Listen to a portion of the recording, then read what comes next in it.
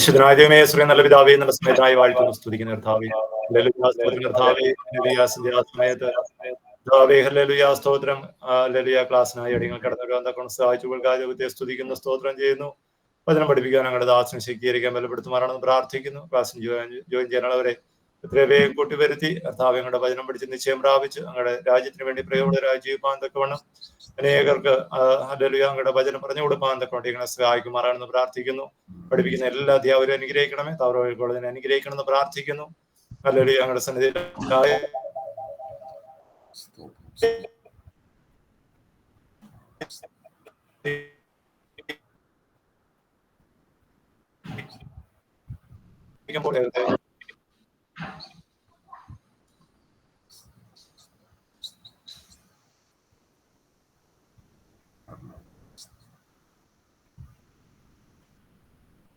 പ്രാർത്ഥിച്ചു കഴിഞ്ഞെന്ന് വിശ്വസിക്കുന്നു.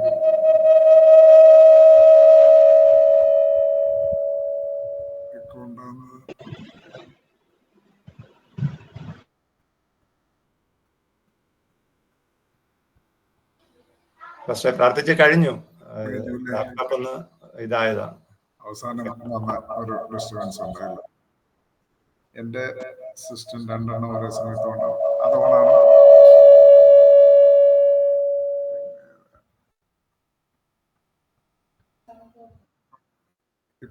ഇപ്പൊ പ്രശ്നമില്ലല്ലോ അല്ലേ? ഓക്കെ. കർത്താവിന്റെ തന്നെ തിരുനാമത്തിന് സ്തോത്രം ചെയ്യുന്നു. യേശുക്രിസ്തുവിന്റെ ജീവിതവും ഉപദേശങ്ങളും എന്ന വിഷയത്തിൽ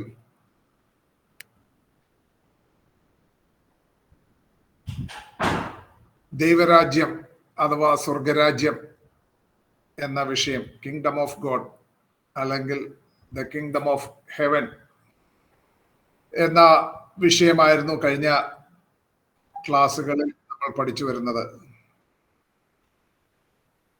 ദൈവരാജ്യത്തെക്കുറിച്ച് സ്നാപകനായ യോഹന്നാന്റെ പ്രതീക്ഷ, അല്ലെങ്കിൽ പൊതുവെ യഹൂദന്മാരുടെ മുഴുവൻ പ്രതീക്ഷ എന്തായിരുന്നു എന്നുള്ളത് നമ്മൾ ചിന്തിച്ചിരുന്നു. തുടർന്ന് ദൈവരാജ്യം യേശുവിന്റെ പഠിപ്പിക്കൽ, the kingdom of God, the teachings of Jesus എന്ന വിഷയമായിരുന്നു കഴിഞ്ഞ ക്ലാസ് മുതൽ നമ്മൾ പഠിച്ചു വരുന്നത്. Jesus and the kingdom of God, യേശുക്രിസ്തുവിന്റെ പഠിപ്പിക്കലിൽ ദൈവരാജ്യം. അത് നമ്മൾ കഴിഞ്ഞ ക്ലാസ്സിൽ നമ്മൾ ദൈവരാജ്യം വർത്തമാനകാല വീക്ഷണം, the kingdom of God present day perspective, അത് നമ്മൾ പഠിച്ചിരുന്നു. ദൈവരാജ്യം ഭാവികാല വീക്ഷണം, the kingdom of God futuristic perspective, അതും നമ്മൾ പഠിച്ചിരുന്നു. ഇന്ന് പ്രാരംഭമായിട്ട് ദൈവരാജ്യവും ദൈവസഭയും, the kingdom of God and the church of God. അനേകർക്കും സംശയമുള്ളൊരു വിഷയമാണ്. ദൈവരാജ്യം എന്ന് പറയുന്നതും ദൈവസഭ എന്ന് പറയുന്നതും ഒന്ന് തന്നെയാണോ?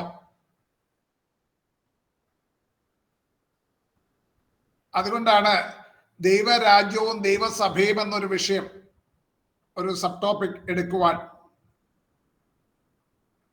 ഞാൻ ദൈവകൃപയിൽ ശരണപ്പെടുന്നത്. ഒരു രാജ്യം എന്ന് പറയുമ്പോൾ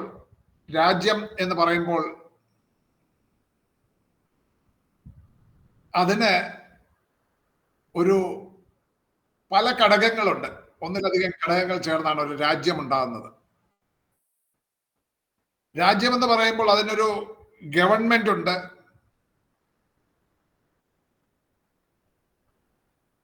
അതായത് ഒരു ഭരണകൂടം, ഭരണവ്യവസ്ഥയുണ്ട്. അതിന് നിർണയിക്കപ്പെട്ട ഒരു ഭൂപ്രദേശമുണ്ട്,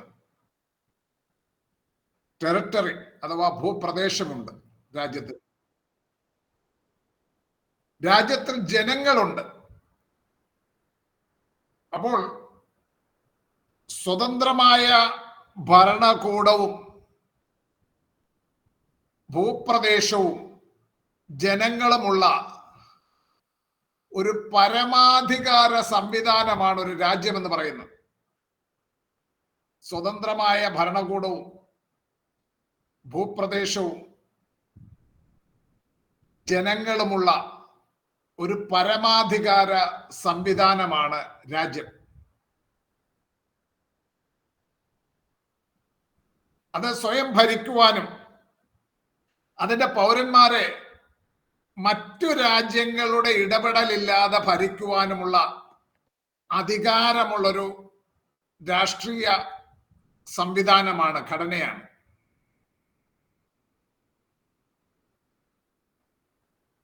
രാജ്യങ്ങൾ സാധാരണയായി നിർവചിക്കപ്പെടുമ്പോൾ ഒന്നാമത് സോവറൻറ്റി, സാർവഭൗമത്വം, പരമാധികാരം. അതായത് ഒരു രാജ്യത്തിന് വിദേശ ഇടപെടലില്ലാതെ സ്വയം ഭരിക്കുവാനുള്ള കഴിവ് ഉണ്ട്. ഇപ്പൊ ഇന്ത്യ എന്ന് പറയുന്ന രാജ്യത്തിൽ എന്ത് നടക്കണമെന്നുള്ളത് ഇന്ത്യയുടെ പൗരന്മാർ തിരഞ്ഞെടുത്ത ഗവൺമെന്റ് അവരാണ് നിശ്ചയിക്കുന്നത്. അപ്പം പരമാധികാരം, സാർവഭൗമത്വം അല്ലെങ്കിൽ സോവറൻറ്റി എന്ന് പറയുന്നത് ഒരു രാജ്യത്തിന്റെ പ്രധാനപ്പെട്ട ഒരു ഘടകമാണ്. രണ്ടാമത്, ഒരു രാജ്യത്തിന് നിർണയിക്കപ്പെട്ട ടെറിട്ടറി ഉണ്ട്. ഞാനിവിടെ ലോകത്തിന്റെ ഒരു മാപ്പാണ് നിങ്ങൾക്ക് കാണുവാൻ ഇവിടെ സ്ക്രീനിൽ പ്രദർശിപ്പിച്ചിരിക്കുന്നത്. നമ്മുടെ ഭാരതം എടുക്കുകയാണെങ്കിൽ ഇന്ത്യ എന്ന് പറയുന്ന രാജ്യത്തിന് നിർണയിക്കപ്പെട്ട ബൗണ്ടറികളോട് കൂടിയ ഒരു ഭൂപ്രദേശമുണ്ട്. അതാണ് രാജ്യത്തിന്റെ പ്രദേശമായി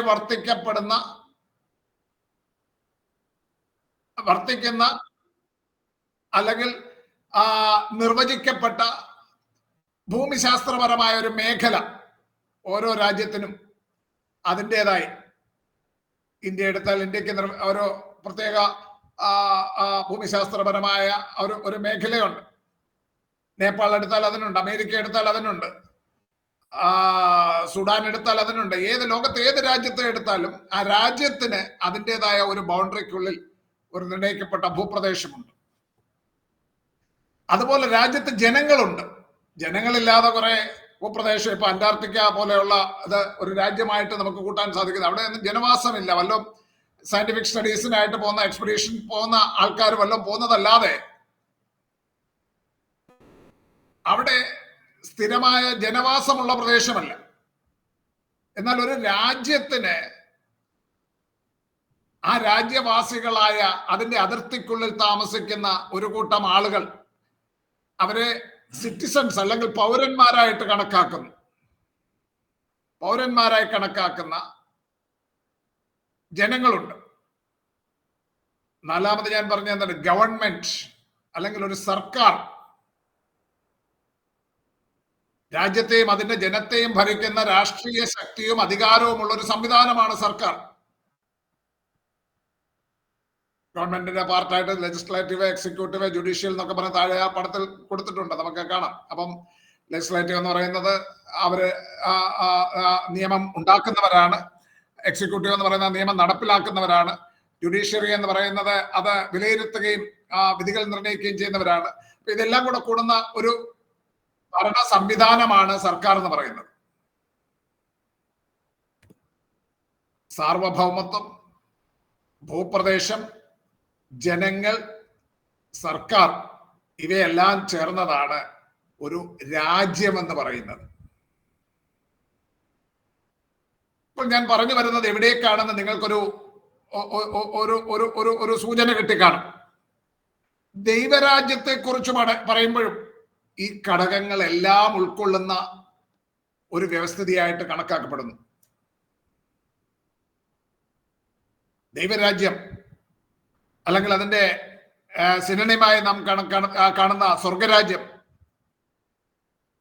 പ്രധാനമായും ദൈവത്തിന്റെ പരമാധികാരപൂർവമായ ഭരണം സൂചിപ്പിക്കുന്നു. ദൈവരാജ്യം എന്നതിൽ ദൈവിക വീണ്ടെടുപ്പിന്റെ എല്ലാ പ്രവൃത്തികളും ഉൾപ്പെട്ടിരിക്കുന്നു. ദൈവസഭയെന്ന് പറയുമ്പോൾ അത് വിശുദ്ധന്മാരുടെ കൂട്ടമാണ്. ദൈവരാജ്യത്തിലെ പ്രജകളായിരിക്കുന്ന,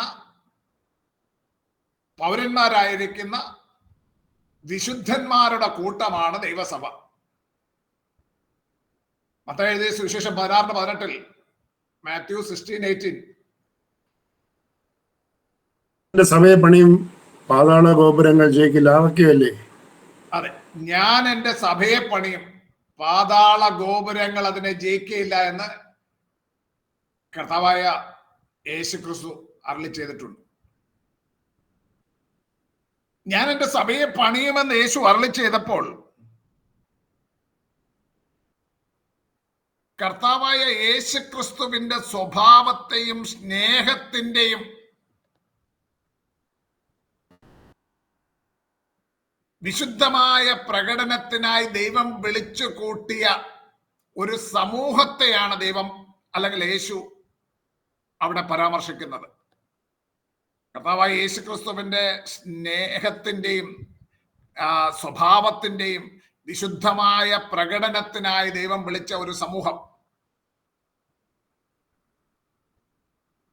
നാം ദൈവരാജ്യത്തെക്കുറിച്ചും ദൈവസഭയെക്കുറിച്ചും, ദൈവരാജ്യവും ദൈവസഭയും നമുക്ക് ഇങ്ങനെ കാണാം, ഏക കേന്ദ്രമായ രണ്ട് വൃത്തങ്ങൾ പോലെയാണ്. ക്രിസ്തു കേന്ദ്രബിന്ദുവായിരിക്കുന്ന ഒരു വലിയ വൃത്തമായിട്ട് ദൈവരാജ്യം, ദ കിങ്ഡം ഓഫ് ഗോഡ്, ആ വലിയ വൃത്തത്തിനകത്ത് ഒരു ചെറിയ വൃത്തം, ദൈവസഭ. ഒന്നുകൂടെ കാണിക്കാം. ക്രിസ്തു കേന്ദ്രീകൃതമായ ഒരു വലിയ വൃത്തമായിട്ട് ദൈവരാജ്യത്തെ കാണിക്കുമ്പോൾ, ക്രിസ്തു കേന്ദ്രീകൃതമായ അപ്പോൾ തന്നെ ദൈവരാജ്യത്തിൽ ഉള്ളടങ്ങിയിരിക്കുന്ന ഒരു ചെറിയ വൃത്തമായിട്ട് ദൈവസഭയെ കാണിച്ചിരിക്കുകയാണ്. നിങ്ങൾക്ക് ഇത്രയും കാണിച്ചപ്പോൾ കാര്യങ്ങൾ ഏതാണ്ട് മനസ്സിലായി കാണുമെന്ന് ഞാൻ കരുതുകയാണ്. ക്രിസ്തു കേന്ദ്രീകൃതം എന്ന് പറയുമ്പോൾ, ഇന്ന് ഞാൻ ഇവിടെ നിന്ന് ചിന്തിക്കുകയായിരുന്നു, ക്രിസ്തു കേന്ദ്രീകൃതം എന്ന് പറയുമ്പോൾ ക്രിസ്തു അതിന്റെ കേന്ദ്രത്തിൽ മാത്രം ഒതുങ്ങിയിരിക്കുകയല്ല. ക്രിസ്തു കേന്ദ്രീകൃതവും ക്രിസ്തു നിബിഡവുമായ ഒരു രാജ്യമാണ് ദൈവരാജ്യവും അല്ലെങ്കിൽ ദൈവസഭയും. ക്രിസ്തു നിറഞ്ഞു നിൽക്കുന്ന, ക്രിസ്തു കേന്ദ്രബിന്ദുവായിരിക്കുമ്പോൾ തന്നെ ക്രിസ്തു അതിൽ നിറഞ്ഞു നിൽക്കുന്ന ഒരു രാജ്യമാണ് ദൈവരാജ്യവും അല്ലെങ്കിൽ ഒരു സമൂഹമാണ് ദൈവസഭ.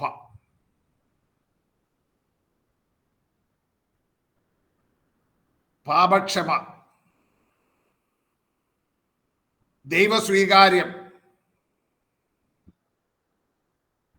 പരിശുദ്ധാത്മവാസം, നിത്യജീവൻ എന്നിവയോട് കൂടിയ ദൈവരാജ്യത്തിന്റെ രക്ഷാപദ്ധതിയിൽ പങ്കാളികളായിരിക്കുന്നവരുടെ കൂട്ടമാണ് ദൈവസഭ.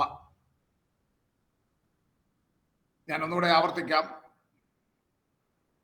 ദൈവസഭ എന്ന് പറയുമ്പോൾ പാപക്ഷമ, ദൈവസ്വീകാര്യം, പരിശുദ്ധാത്മവാസം, നിത്യജീവൻ എന്നിവയോട് കൂടിയ ദൈവരാജ്യത്തിന്റെ രക്ഷാപദ്ധതിയിൽ പങ്കാളികളായിരിക്കുന്നവരുടെ കൂട്ടമാണ് ദൈവസഭ.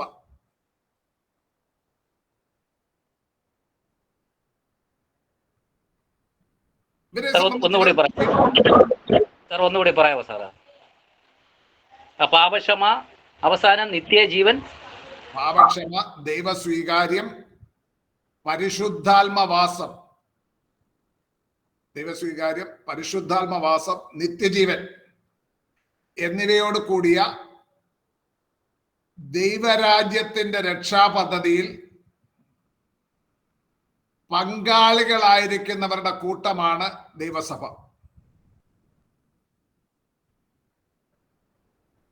എഴുതിയോ?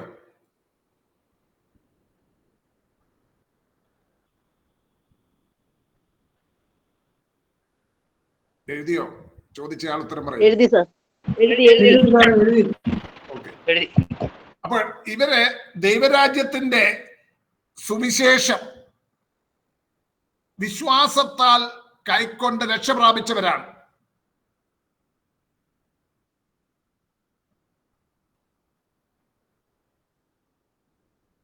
ദൈവരാജ്യത്തിന്റെ ദൃശ്യമായ അല്ലെങ്കിൽ ദൃശ്യവശമാണ് സഭ. ദൈവരാജ്യത്തിന്റെ ദൃശ്യമായ വശമാണ് സഭ. യോഹന്നാൻ 8:12 സഭയെ പറ്റി പറയുന്ന ലോകത്തിന്റെ വെളിച്ചമാണെന്ന് പറയുന്നുണ്ട്. ദൈവരാജ്യത്തിന്റെ ദൃശ്യവശമായിരിക്കുന്ന സഭ ലോകത്തിന്റെ വെളിച്ചമാണ്. യോഹന്നാൻ 8:12. അവർ ഭൂമിയുടെ ഉപ്പാണ്. മത്തായി 5:13 ഭൂമിയുടെ ഉപ്പാണ്.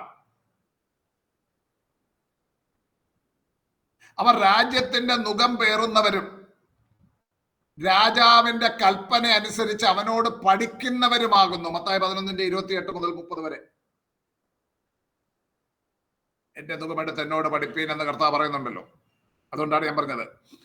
ഇപ്പോൾ ദൈവസഭയെ പറ്റി പറഞ്ഞത് ലോകത്തിന്റെ വെളിച്ചമാണ്, ഭൂമിയുടെ ഉപ്പാണ്, രാജ്യത്തിന്റെ നുകം പേറുന്നവരും രാജാവിന്റെ കൽപ്പന അനുസരിച്ച് അവനോട് പഠിക്കുന്നവരുമാണ്. ദൈവരാജ്യത്തിന്റെ സുവിശേഷം അറിയിക്കുവാനുള്ള ശ്രേഷ്ഠമേറിയ ദൗത്യം ദൈവസഭയ്ക്ക് ഭരമേൽപ്പിക്കപ്പെട്ടിരിക്കുന്നു. അപ്പോസ്തലപ്രവൃത്തി 1:8 നാം ഇങ്ങനെ വായിക്കുന്നുണ്ട്. കർത്താവരോട് പറയുന്നത്, പരിശുദ്ധാത്മാവ് നിങ്ങളുടെ മേൽ വരുമ്പോൾ നിങ്ങൾ ശക്തി ലഭിച്ചിട്ട് യെരുശലേമിലും യഹൂദയിലും അറ്റത്തോളം ശമരിയയിലും ഭൂമിയുടെ അറ്റത്തോളം എന്റെ സാക്ഷികളാകുമെന്ന് കർത്താവ് പറഞ്ഞു.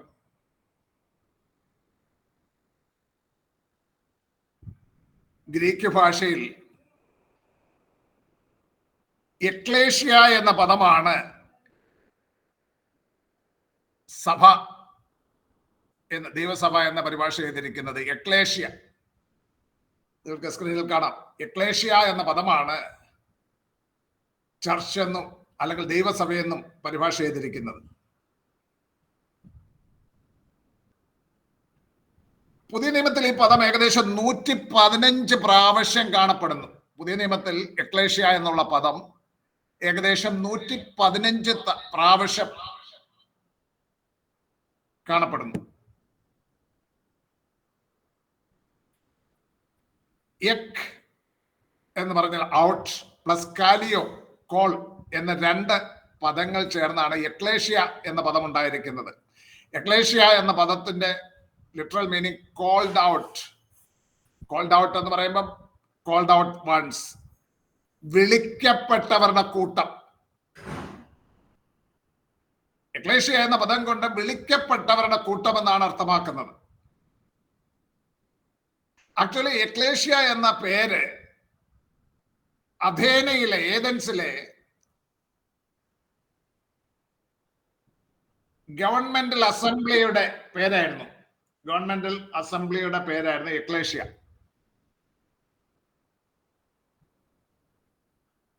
നമ്മുടെ ഈ പാർലമെന്റ് അസംബ്ലി ഒക്കെ വിളിക്കുന്നത് പോലെ അഥേനയിലെ പൗരമുഖ്യന്മാര്, ക്ഷണിക്കപ്പെട്ട പൗരമുഖ്യന്മാർ കൂടി വന്നിട്ടായിരുന്നു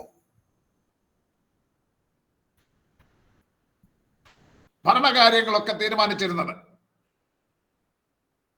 എക്ലേഷ്യ എന്ന് പറയുന്നത് ക്ഷണിക്കപ്പെട്ട പൗരമുഖ്യന്മാരുടെ ആ സമൂഹമായിരുന്നു. ഏതൻസ് നഗരത്തിലെ ഗവൺമെന്റൽ അസംബ്ലിക്ക് നൽകിയിരുന്ന പേരായിരുന്നു എക്ലേഷ്യ. അഥേന അഥവാ ഏതൻസ് നഗരത്തിലെ ഗവൺമെന്റൽ അസംബ്ലിക്ക് നൽകിയിരുന്ന പേരായിരുന്നു എക്ലേഷ്യ. അവർ വിളിക്കപ്പെട്ടവരായിരുന്നു. രാഷ്ട്രീയവും നീതിന്യായപരവുമായ അധികാര സ്ഥാനങ്ങളുള്ള പൗരമുഖ്യന്മാരുടെ കൂടിവരവായിരുന്നു എക്ലേഷ്യ. പ്രത്യേകം വിളിച്ചു ചേർക്കപ്പെട്ട പ്രധാന പൗരന്മാരുടെ കൂടിവരവായിരുന്നു എക്ലേഷ്യ. ഈ വാക്കുകളൊക്കെ സഭയോടുള്ള ബന്ധത്തിൽ നിങ്ങൾ മനസ്സിലാക്കിക്കൊള്ളണം. അതുകൊണ്ടാണ് ഞാൻ ഓരോന്ന് എടുത്തെടുത്ത് പറയുന്നത്. പ്രത്യേകം വിളിച്ചു ചേർക്കപ്പെട്ട പ്രധാന പൗരന്മാരുടെ കൂടിവരവായിരുന്നു എക്ലേഷ്യ. ഓർക്കുക, we are the ecclesia of the almighty God. നമ്മൾ സർവശക്തനായ ദൈവത്തിന്റെ എക്ലേഷ്യ ആകുന്നുവെന്ന കാര്യം നമ്മെ ഏറെ ത്രസിപ്പിക്കുന്ന, അല്ലെങ്കിൽ നമുക്ക് ഏറെ പ്രചോദനം നൽകുന്ന ഒരു യാഥാർത്ഥ്യമാണ്. സർവശക്തനായ ദൈവം പ്രത്യേകം വിളിച്ചു ചേർത്തിരിക്കുന്ന ദൈവത്തിന് വിലപ്പെട്ട വിശുദ്ധന്മാരുടെ സമൂഹമാണ് ദൈവത്തിന്റെ എക്ലേഷ്യ. പിന്നെ നാം ആരും വെറുതെ അങ്ങ് സഭയിലായി തീർന്നതല്ല. ദൈവം നമ്മെ വിളിച്ചു ചേർത്ത, ദൈവത്തിന് നമ്മൾ വിലയേറിയവരാണ്. നിങ്ങൾ അൺമ്യൂട്ട് ചെയ്തില്ലെങ്കിലും നിങ്ങൾ ഇരിക്കുന്നിടത്ത് ഒരു ആമീൻ പറയുവാൻ നിങ്ങൾക്ക് മനസ്സുണ്ടെങ്കിൽ പറയാം. ചർച്ച് നാമം, ആ പേര് കുറിയാക്കോൺ എന്നുള്ള ഗ്രീക്ക് പദം പരിണമിച്ചുണ്ടായതാണ്. ചർച്ച്, ആ ബിൽഡിംഗ്, ആ ചർച്ച് എന്നുള്ളത്, ആ വാക്കിന് കുറിയാക്കോൺ എന്നുള്ള വാക്കിന് പെർട്ടൈനിങ് ടു ദ ലോർഡ്, കർത്താവുമായി, കുറിയോസ് എന്നുള്ള വാക്ക് ആണല്ലോ, കുറിയോസിൽ നിന്നാണ് കുറിയാക്കോൺ. കുറിയോസ് എന്ന് പറഞ്ഞാൽ ദ ലോർഡ്, കർത്താവ് എന്നാണ് അർത്ഥം. അപ്പൊ കർത്താവുമായി ബന്ധപ്പെട്ടത് അല്ലെങ്കിൽ കർത്താവിനെ സംബന്ധിച്ചുള്ളത് എന്നുള്ള അർത്ഥത്തിൽ കുറിയാക്കോൺ എന്നുള്ള പദം, അത് ആരാധനയ്ക്കായി വേർതിരിക്കപ്പെട്ട സ്ഥലത്തിനും ആരാധനയ്ക്കായി വേർതിരിക്കപ്പെട്ട ദിവസത്തിനുമെല്ലാം ആദ്യകാലത്ത് പറഞ്ഞിരുന്നു. ആ കുറിയാക്കോൺ എന്നുള്ള പദം വിവിധ യൂറോപ്യൻ ഭാഷകളിൽ കൂടെ പരിണമിച്ചാണ് ചർച്ച് എന്നുള്ള ആ പദം ഉണ്ടായിരിക്കുന്നത്. സ്ഥാപനം, നമ്മൾ ആ ബിൽഡിങ്ങിനും മറ്റും ചർച്ച് എന്ന് പറയുള്ളൂ. അത് കുറിയാക്കോൺ എന്നുള്ള വാക്കിൽ നിന്നാണ് ചർച്ച് എന്നുള്ള പദം രൂപപ്പെട്ടിരിക്കുന്നത്. അത് പെർട്ടൈനിങ് ടു ദ ലോർഡ്, കർത്താവുമായി ബന്ധപ്പെട്ടത്, കർത്താവിനെ സംബന്ധിച്ചിട്ടുള്ളത് എന്നാണ് അതിന്റെ അർത്ഥം. അപ്പോൾ ദൈവരാജ്യവും ദൈവസഭയും എന്നുള്ള ആ ആശയം ഏറെക്കുറെ നിങ്ങൾക്ക് മനസ്സിലായിരിക്കുന്നുവെന്ന് ഞാൻ കരുതുകയാണ്. ഇനി നാലാമത്തെ ഒരു പോയിന്റിലേക്ക് പോവുകയാണ്. ദൈവരാജ്യം ലേഖനങ്ങളിൽ, സുവിശേഷങ്ങളിൽ മാത്രമേ ഉള്ളൂ ദൈവരാജ്യം എന്നുള്ള ആ ആശയം. റോമർ 14:17 ഇല്ലേ സാറേ? ഞാൻ എവിടെയൊക്കെയല്ലേ സഹോദര വരുന്നത്, നമുക്ക് ഒരാൾക്ക് പഠിപ്പിക്കാം. ഓക്കെ, ദൈവരാജ്യം, the kingdom of God in the epistles, ദൈവരാജ്യം എന്നുള്ളത് സുവിശേഷങ്ങളിൽ മാത്രമാണോ ലേഖനങ്ങളിലുമുണ്ടോ? നമുക്ക് ഓരോന്നായി ചിന്തിക്കാം. പൗലോസ് ദൈവരാജ്യം പ്രസംഗിച്ചു എന്ന് പ്രവർത്തികളുടെ പുസ്തകത്തിൽ പറയുന്നുണ്ട്. 20:25, ആക്സ് 20:25, 28:23, 28-23 ഒക്കെ താൻ ദൈവരാജ്യം പ്രസംഗിച്ചു എന്ന് പറയുന്നുണ്ട്. കൂടാതെ റോമാലേഖനം 14:17-18 വാക്യങ്ങളിൽ നമുക്കെല്ലാം കാണാതറിയാവുന്ന ഒരു വാക്യമാണ്. റോമർ 14:17-18. കർത്താനദാസൻ ഇപ്പം ആ വാക്യമാണെന്ന് തോന്നുന്നു പറഞ്ഞത്. ദൈവരാജ്യം ഭക്ഷണവും കാര്യമല്ല, സമാധാനവും പരിശുദ്ധാത്മാവിൽ സന്തോഷവും അത്രേ. അതിൽ ക്രിസ്തുവിനെ സേവിക്കുന്നവൻ ദൈവത്തെ പ്രസാദിപ്പിക്കുന്നവനും മനുഷ്യർക്ക് കൊള്ളാകുന്നവനും തന്നെ. ദൈവരാജ്യം പരിശുദ്ധാത്മാവിൽ നീതിയാകുന്നു, ദൈവരാജ്യം പരിശുദ്ധാത്മാവിൽ സമാധാനമാകുന്നു, ദൈവരാജ്യം പരിശുദ്ധാത്മാവിൽ സന്തോഷമാകുന്നു. ദൈവരാജ്യത്തിൽ ക്രിസ്തുവിനെ സേവിക്കുന്നവരാകുക എന്ന് പൗലോസ് ആഹ്വാനം നൽകുകയാണ്. അതുപോലെ 1 കൊരിന്ത്യർ 4:20 അവിടെ നാം വായിക്കുന്ന ദൈവരാജ്യം വചനത്തിലല്ല ശക്തിയിൽ എത്രയാകുന്നു. The kingdom of God is not a matter of talk but of power. The kingdom of God is not a matter of talk but of power. മലയാളത്തിൽ എന്താ പറയുന്നത്? ദൈവരാജ്യം വചനത്തിലല്ല ശക്തിയിൽ എത്രയാകുന്നു. ഈ വാക്യത്തിന് വളരെ കൺഫ്യൂസിംഗ് ആണ്, ചിലരത് ദുരുപയോഗം ചെയ്യുന്നുണ്ട്. അതുകൊണ്ട് ഒന്ന് വ്യക്തത വരുത്തിപ്പോ ആ വാക്യത്തിന് കുറെ കൂടെ വ്യക്തത വരേണ്ടതിന് അതിന്റെ മുകളിൽ പറയുന്ന വചനഭാഗം കൂടെ ചേർത്ത് വായിച്ചാൽ മതി.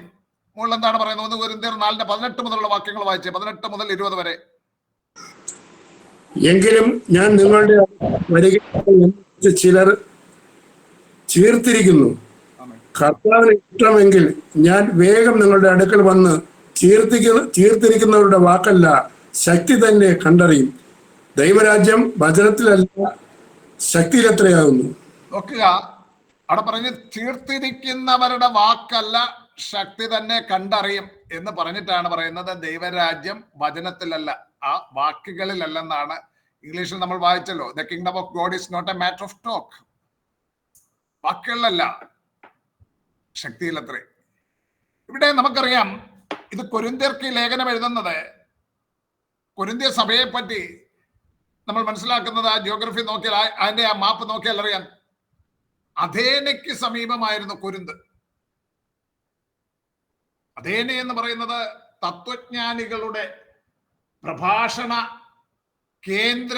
കേന്ദ്രമായിരുന്നു അഥേന.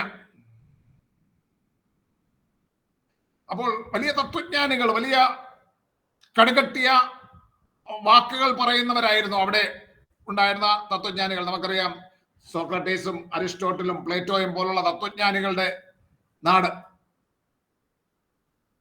അപ്പോൾ ഇങ്ങനെയുള്ള തത്വജ്ഞാനികളുടെ നാട് സമീപമായിരുന്നുണ്ട്. കൊരിന്തിലുള്ള ആൾക്കാര്, അല്ലെങ്കിൽ സുവിശേഷ വിരോധികളായ ചിലർ, പൗലോസിനെ പറ്റി നിന്ദിച്ചു പറയുന്ന ഒരു കാര്യം 2 കൊരിന്ത്യർ 10:10 നമ്മൾ കാണുന്നുണ്ട്. 2 കൊരിന്ത്യർ 10:10 അവന്റെ ലേഖനങ്ങൾ, അതായത് പൗലോസിന്റെ ലേഖനങ്ങൾ ഘനവും ഊറ്റവുമുള്ളവ തന്നെ, ശരീരസന്നിധിയോ ബലഹീനവും വാക്ക് നിന്ദ്യവും അത്രേ എന്ന് ചിലർ പറയുന്നുവല്ലോ. കാണാൻ വലിയ ചെതവൊന്നുമില്ല, സംസാരിക്കാനും ഒന്നും കൊള്ളത്തില്ല, നല്ലവണ്ണം കുറെ ലേഖനങ്ങളൊക്കെ എഴുതും, അതൊക്കെ നല്ല കുഴപ്പമില്ലാത്തതാണ്. ഇതാ അവർ പറയുന്നതിന്റെ സാരം. ഞാൻ പറഞ്ഞതല്ല, പൗലോസ് തന്നെ കൊരിന്ത്യർക്ക് എഴുതിയ 2-ാം ലേഖനം 10-ാം അധ്യായം 10-ാം വാക്യത്തിൽ തന്നെ പറ്റി സുവിശേഷ വിരോധികളായ ആൾക്കാർ പറയുന്ന കാര്യങ്ങൾ പറയുകയാണ്.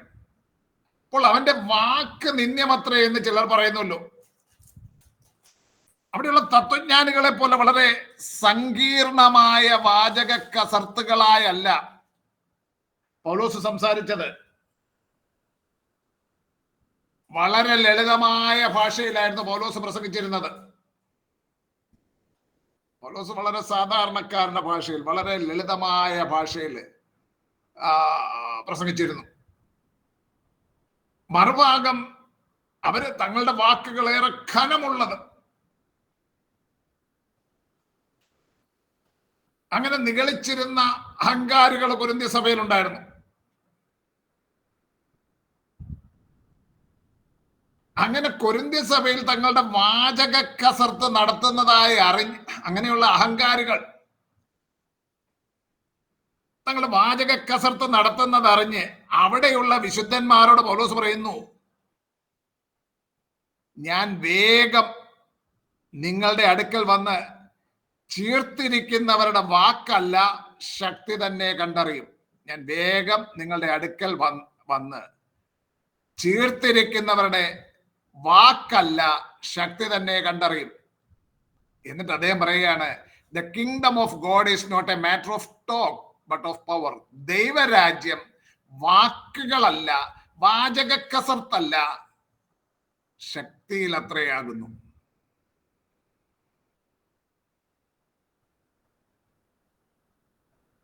വാചക കസർത്ത് കൊണ്ടല്ല, പരിശുദ്ധാത്മാവിന്റെ ശക്തിയാലാണ് ദൈവരാജ്യം പണിയപ്പെടുന്നത് എന്നാണ് പൗലോസ് അവിടെ പറഞ്ഞിരിക്കുന്നത്. സാന്ദർഭികമായ ആ വാക്യം എടുത്തതുകൊണ്ട് ഞാനത് പറഞ്ഞെന്ന് ക്ലിയർ ചെയ്ത് പോയെന്നേ ഉള്ളൂ. മലയാള പരിഭാഷയിൽ വചനത്തിലല്ല എന്ന് കാണുന്നത് ചിലർ ദൈവവചനം കൊണ്ടല്ല എന്ന അർത്ഥത്തിൽ തെറ്റായി വ്യാഖ്യാനിക്കാറുള്ളത് കൊണ്ട് ഇത്രയും വിവരിച്ചു പറഞ്ഞതേ ഉള്ളൂ. വിശ്വാസം കേൾവിയാലും ക്രിസ്തുവിന്റെ വചനത്താലും ഉണ്ടാകുന്നത്. പൗലോസ് തന്നെ പറയുന്നുണ്ട് റോമാലേഖനം 10-ാം അധ്യായത്തിൽ. വാചക കസർത്തല്ല. ഇന്നിപ്പോ പ്രാസം ഒപ്പിച്ച് പറയുന്നതിലൊക്കെ പ്രത്യേകം എഴുതി തയ്യാറാക്കി പ്രാസമൊക്കെ ഒപ്പിച്ചുള്ള വാക്കുകളൊക്കെ ഒപ്പിച്ചാണ് പലരും സംസാരിക്കുന്നത്. പൗലോസ് ഇവിടെ പറയുന്നതിന്റെ സാരം, ദൈവരാജ്യത്തിൽ പരിശുദ്ധാത്മാവിന്റെ പ്രവൃത്തി നടക്കണമെന്നാണ്. ദൈവരാജ്യത്തിൽ പരിശുദ്ധാത്മാവിൽ നീതി, സമാധാനം, സന്തോഷം എന്നിവ നിലനിൽക്കണം. ദൈവരാജ്യത്തിൽ ദൈവസഭ, മുമ്പേ നമ്മൾ കണ്ടല്ലോ, ദൈവരാജ്യത്തിലുള്ള പ്രജകളായ ദൈവസഭ ക്രിസ്തുവിനെ സേവിക്കുന്നവരായിരിക്കണം. ദൈവരാജ്യത്തിലുള്ള ദൈവസഭ ക്രിസ്തുവിനെ സേവിക്കുന്നവരായിരിക്കണം. റോമർ 14:17-18 വാക്യങ്ങൾ ഒന്നുകൂടെ ആവർത്തിക്കുകയാണ്. റോമർ 14:17-18 ദൈവരാജ്യം ഭക്ഷണവും പാനീയമല്ല, നീതിയും സമാധാനവും പരിശുദ്ധാത്മാവും സന്തോഷമത്രേ. അതിൽ ക്രിസ്തുവിനെ സേവിക്കുന്നവൻ ദൈവത്തെ പ്രസാദിപ്പിക്കുന്നവനും മനുഷ്യർക്ക് കൊള്ളാകുന്നവനും തന്നെ. ക്രിസ്തുവിനെ സേവിക്കുന്നവരായിരിക്കണം നാം ഓരോരുത്തരും. തെസ്സലോനിക്കർക്ക് എഴുതിയ 2-ാം ലേഖനം 2-ാം ലേഖനം 1-ാം അധ്യായത്തിന്റെ 4-5 വാക്യങ്ങൾ വായിച്ചാട്ട്. 2 തെസ്സലോനി 1:4-5 വാക്യങ്ങൾ.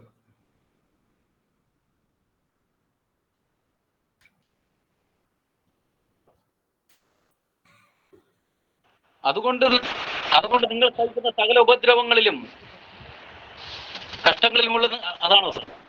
അതന്നെ.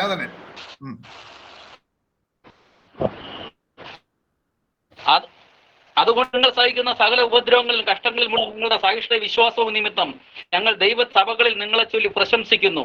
അത് നിങ്ങൾ കഷ്ടപ്പെടുവാൻ ഹേതുവായിരിക്കുന്ന ദൈവരാജ്യത്തിന് നിങ്ങളെ യോഗ്യന്മാരായി എണ്ണും എന്നിങ്ങനെ ദൈവത്തിന്റെ നീതിയുള്ള വിധിക്ക് അടയാളമാകുന്നു. ദൈവരാജ്യം ഹേതുവായി ഉപദ്രവങ്ങളും കഷ്ടങ്ങളും സഹിക്കുന്നതിലുള്ള സഹിഷ്ണുതയും വിശ്വാസവും നിമിത്തം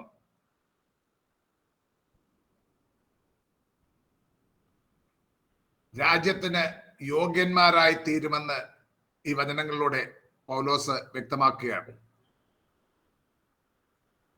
ദൈവരാജ്യ ഹേതുവായ ഉപദ്രവങ്ങളും കഷ്ടങ്ങളും ഉണ്ട്. എന്നാൽ അവിടെ സഹിഷ്ണുതയും വിശ്വാസവും നിമിത്തം, കഷ്ടങ്ങളും ഉപദ്രവങ്ങളും ഉണ്ടാകുമ്പോൾ സഹിഷ്ണുതയും വിശ്വാസവും നിമിത്തം നിങ്ങൾ ദൈവരാജ്യത്തിന് യോഗ്യന്മാരായി എണ്ണപ്പെടുമെന്ന് പൗലോസ് പറയുകയാണ്.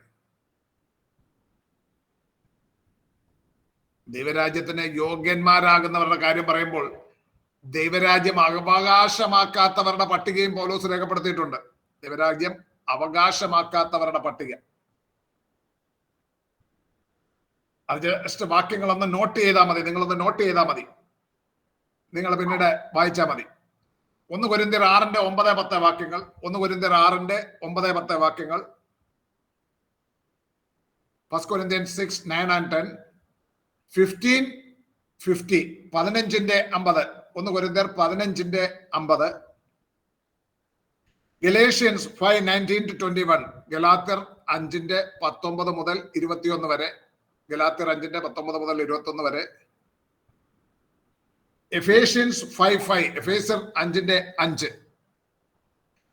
ഈ വചനഭാഗങ്ങളിലൊക്കെ ദൈവരാജ്യം അവകാശമാക്കാത്തവരുടെ പട്ടിക അവിടെ രേഖപ്പെടുത്തിയിരിക്കുകയാണ്.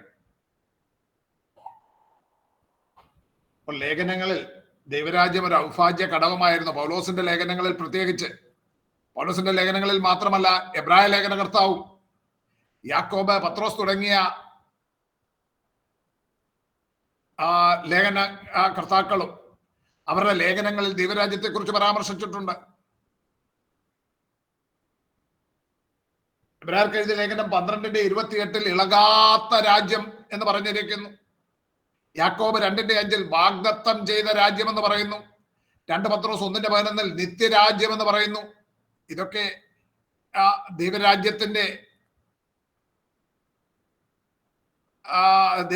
കുറിച്ചുള്ള പരാമർശനങ്ങളാണ്.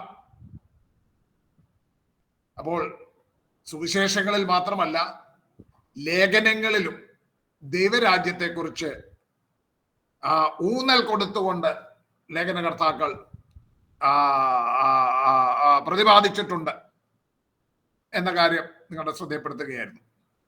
ദൈവരാജ്യം യേശുവിന്റെ പഠിപ്പിക്കൽ, the kingdom of God, the teachings of Jesus. ദൈവരാജ്യം വർത്തമാനകാല വീക്ഷണം, ദൈവരാജ്യം ഭാവികാല വീക്ഷണം, ദൈവരാജ്യവും ദൈവസഭയും, ദൈവരാജ്യം ലേഖനങ്ങളിൽ.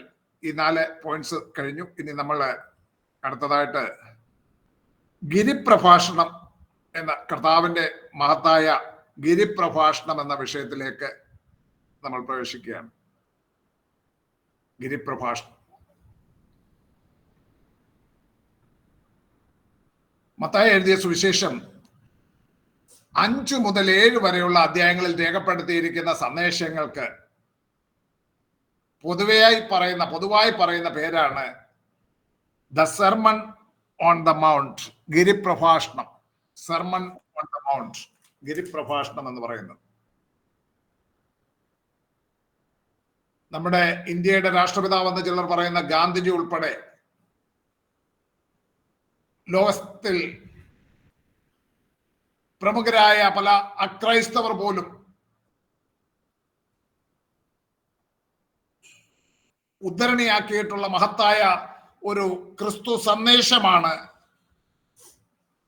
കർത്താവിന്റെ പ്രഭാഷണമാണ് സെർമൺ ഓൺ ദ മൗണ്ട്. ലൂക്കോസ് എഴുതിയ സുവിശേഷം 6-ാം അധ്യായം 17 മുതൽ 49 വരെയുള്ള വാക്യങ്ങളിലും, ലൂക്കോസ് 6-ന്റെ 17 മുതൽ 49 വരെയുള്ള വാക്യങ്ങളിലും ഇതിന് സമാന്തരമായ പാരലലായ വചനഭാഗം കാണുന്നുണ്ട്. ലൂക്കോസ് എഴുതിയിരിക്കുന്ന വചനഭാഗത്തിന് സെർമൺ ഓൺ ദ പ്ലെയിൻ, സമതല പ്രഭാഷണം എന്ന് വേദ പഠിതാക്കൾ പേർ വിളിക്കുന്നുണ്ട്. സമതല പ്രഭാഷണം. മത്തായി 5:1 പുരുഷാരത്തെ കണ്ടാറെ യേശു മലമേൽ കയറിയെന്നും, പുരുഷാരത്തെ കണ്ടാറെ യേശു മലമേൽ കയറിയെന്നും, ലൂക്കോസ് 6-ന്റെ 17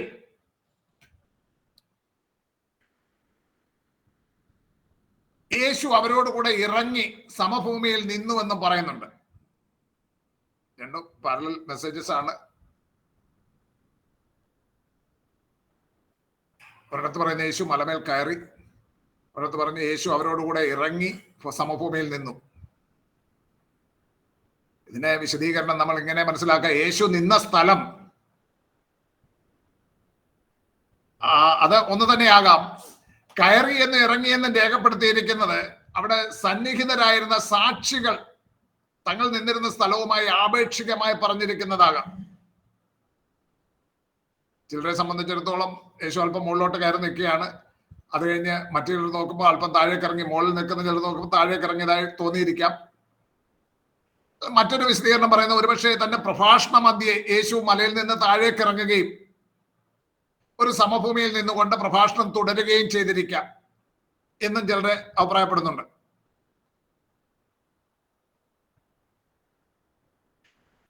യഹൂദനായ മത്തായി സുവിശേഷം എഴുതുമ്പോൾ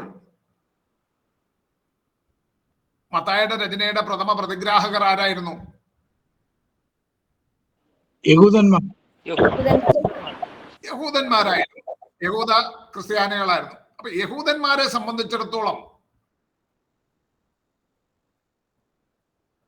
അവരുടെ ഹൃദയത്തിൽ നിന്നും മാറാത്ത ഒരു ചിത്രമാണ് മോശയുടെ ചിത്രം. പർവ്വതത്തിൽ കയറി കൽപ്പലകകളുമായി ഇറങ്ങി വരുന്ന മോശ, പർവ്വതത്തിൽ ദൈവസന്നിധിയിലേക്ക് കടന്നുപോയി പ്രാർത്ഥന കഴിക്കുന്ന മോശ, ആ മോശയുടെ ഒരു ചിത്രം അവരുടെ ഹൃദയത്തിൽ നിന്നും തലമുറകൾ കഴിഞ്ഞിട്ടും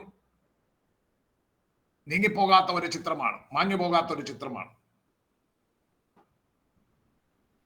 മോശയെ പോലൊരു പ്രവാചകനായി തങ്ങളുടെ മശിഹ വരും എന്നത് അവരുടെ പ്രതീക്ഷയായിരുന്നു, അവരുടെ പ്രത്യാശയായിരുന്നു.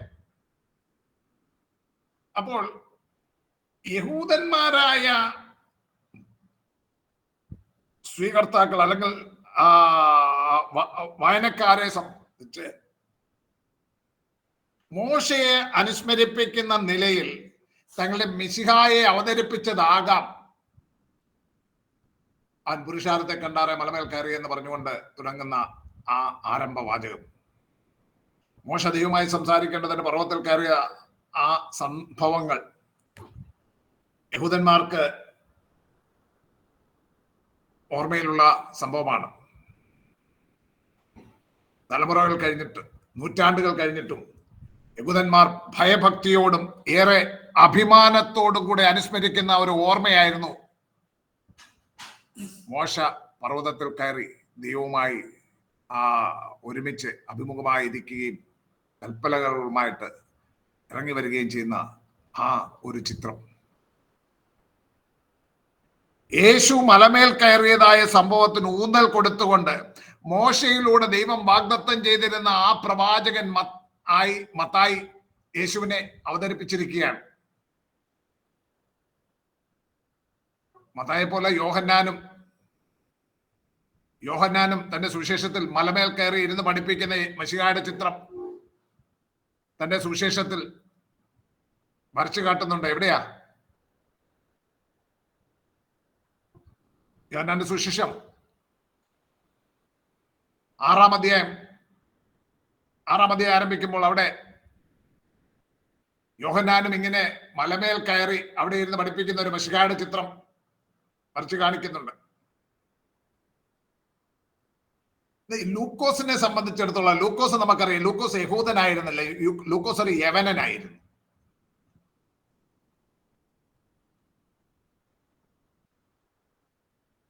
അവൻ വിജാതീയനായ ഒരു മനുഷ്യനായിരുന്നു.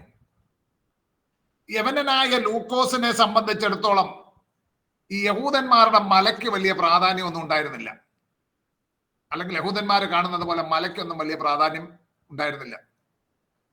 ലൂക്കോസ് അറിഞ്ഞിരുന്ന യേശു എന്ന് പറയുന്നത് മനുഷ്യവർഗത്തിന്റെ രക്ഷയ്ക്കായിട്ട് സ്വർഗ മഹിമകൾ വിട്ട് താണിറങ്ങി വന്ന ദൈവപുത്രനാണ്. ലൂക്കോസ് അറിഞ്ഞിരുന്ന യേശു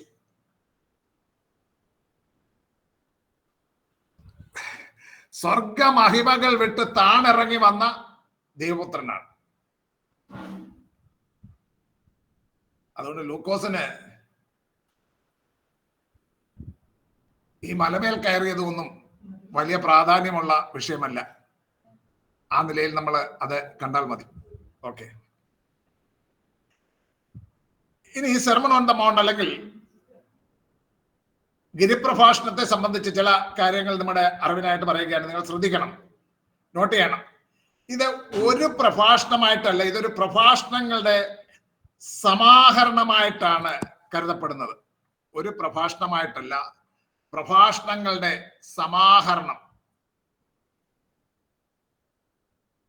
നിരവധി പ്രഭാഷണങ്ങളെ ഒന്ന് ചേർത്ത് മത്തായി അത് കമ്പൈൽ ചെയ്തിരിക്കുകയാണ് എന്ന് കരുതപ്പെടുന്നു.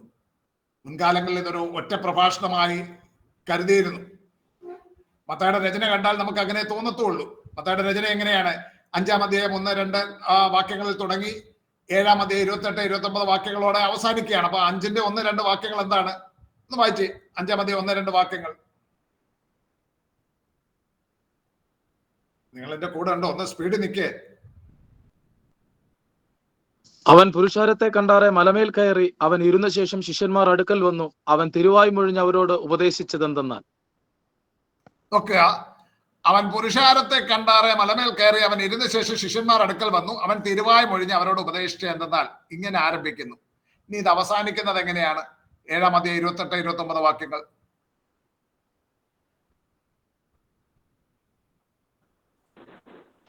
ഈ വചനങ്ങളെ യേശു പറഞ്ഞു തീർന്നപ്പോൾ പുരുഷാരം അവന്റെ ഉപദേശത്തിൽ വിസ്മയിച്ചു. അവരുടെ ശാസ്ത്രിമാരെ പോലെയല്ല, അധികാരമുള്ളവനായിട്ടത്രേ അവൻ അവരോട് ഉപദേശിച്ചത്. നോക്കുക,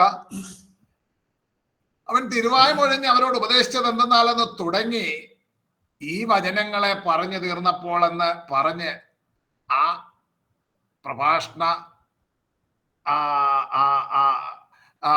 പ്രഭാഷണം അല്ലെങ്കിൽ ഗിരിപ്രഭാഷണം ഇവിടെ മത്തായി അതിന്റെ റെക്കോർഡ് അവസാനിപ്പിക്കുന്നതായിട്ടാണ് നമുക്ക് കാണുവാൻ സാധിക്കുന്നത്. അപ്പൊ പെട്ടെന്ന് നമ്മൾക്ക് തോന്നും ഇതൊരൊറ്റ പ്രഭാഷണമാണെന്ന്. എന്നാൽ വേദപഠിതാക്കളായ പ്രത്യേകിച്ച് വില്യം ബാർക്ലേ പോലുള്ള പ്രഗത്ഭരായ തിയോളജിയൻസ് മത്തായി 5 മുതൽ 7 വരെയുള്ള ഈ ഭാഗം ഒരു ഒറ്റ പ്രഭാഷണമല്ല എന്നും യേശു വ്യത്യസ്ത അവസരങ്ങളിൽ ജനത്തോട് അരുളി ചെയ്ത അരുളപ്പാടുകളുടെ ഒരു സമാഹരണമാണ് ഗിരിപ്രഭാഷണമെന്നും സമർത്ഥിക്കുന്നു. ഈ അഭിപ്രായം ഇന്ന് ഭൂരിപക്ഷം വേദപഠിതാക്കളും ഭാഷാ പ്രവീണന്മാരും അംഗീകരിച്ചിട്ടുണ്ട്, ഭാഷാ പണ്ഡിതന്മാരും അംഗീകരിച്ചിട്ടുണ്ട്. സമാഹരണമാകുന്നു എന്ന വാദത്തിനുള്ള തെളിവുകൾ, നിങ്ങൾ ഈ തെളിവുകൾ ഒന്ന് നോട്ട് ചെയ്യണം കേട്ടോ. സമാഹരണമാകുന്നു എന്നുള്ള വാദത്തിനുള്ള തെളിവുകൾ: 1, ഒരു സന്ദേശത്തിൽ ഉൾക്കൊള്ളാവുന്നതിലധികം ആശയങ്ങൾ, വ്യത്യസ്തങ്ങളായ ആശയങ്ങൾ ഈ പ്രഭാഷണത്തിൽ ഉള്ളടങ്ങിയിരിക്കുന്നു. ഒരു സന്ദേശത്തിൽ ഉൾക്കൊള്ളാവുന്നതിലധികം ആശയങ്ങൾ ഈ പ്രഭാഷണത്തിൽ ഉള്ളടങ്ങിയിരിക്കുന്നു.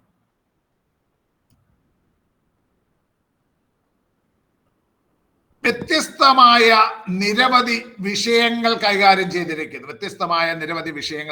ചെയ്തിരിക്കുന്നു. ഉദാഹരണത്തിന് മത്തായി 5:1-12 വരെയുള്ള വാക്യങ്ങളിൽ ദൈവരാജ്യ സംബന്ധിയായ അനുഗ്രഹങ്ങളെ പറ്റി പറയുകയാണ്. 5:1-12 വരെയുള്ള വാക്യങ്ങളിൽ ദൈവരാജ്യ സംബന്ധിയായ അനുഗ്രഹങ്ങളെ കുറിച്ച് പറയുകയാണ്. 5:31-32 വാക്യങ്ങളിൽ വിവാഹമോചനവുമായി ബന്ധപ്പെട്ട നിർദ്ദേശങ്ങൾ നൽകുകയാണ്. 5:31-32 വിവാഹമോചനവുമായി ബന്ധപ്പെട്ട നിർദ്ദേശങ്ങൾ. 6-ാം അധ്യായത്തിലേക്ക് നിങ്ങൾ വന്നു കഴിഞ്ഞാൽ അവിടെ പ്രാർത്ഥിക്കുവാൻ പഠിപ്പിക്കുന്നു. അതുപോലെ തന്നെ 6:19-33 വരെയുള്ള വാക്യങ്ങൾ എടുത്താൽ 6:19-33 വരെ ഉത്കണ്ഠ അല്ലെങ്കിൽ വ്യാകുലത സംബന്ധിച്ചുള്ള പ്രബോധനങ്ങളാണ് നമുക്ക് കാണുവാൻ സാധിക്കുന്നത്. അപ്പോൾ ഒരു പ്രഭാഷണത്തിന്റെ പരിധിക്ക് അതീതമായി വ്യത്യസ്തമായ നിരവധി വിഷയങ്ങൾ കൈകാര്യം ചെയ്തിരിക്കുന്നു. അതുകൊണ്ട് ഇതൊരു പ്രഭാഷണമാകില്ല എന്ന് ഭാഷാ പണ്ഡിതന്മാരും വില്യം ബാർക്ലെ പോലുള്ള പ്രഗത്ഭരായ തിയോളജിയന്മാരും അഭിപ്രായപ്പെടുന്നു. മൂന്നാമത്, ഈ പ്രഭാഷണത്തിന്റെ ഇടയിലേക്ക് പെട്ടെന്ന് കടന്നു വരുന്ന വിഷയങ്ങളുടെ ആകസ്മികത്വം, ആക്സിഡന്റലായിട്ട് പെട്ടെന്ന് ചില വിഷയങ്ങൾ കടന്നു വരുന്നു. ഉദാഹരണത്തിന്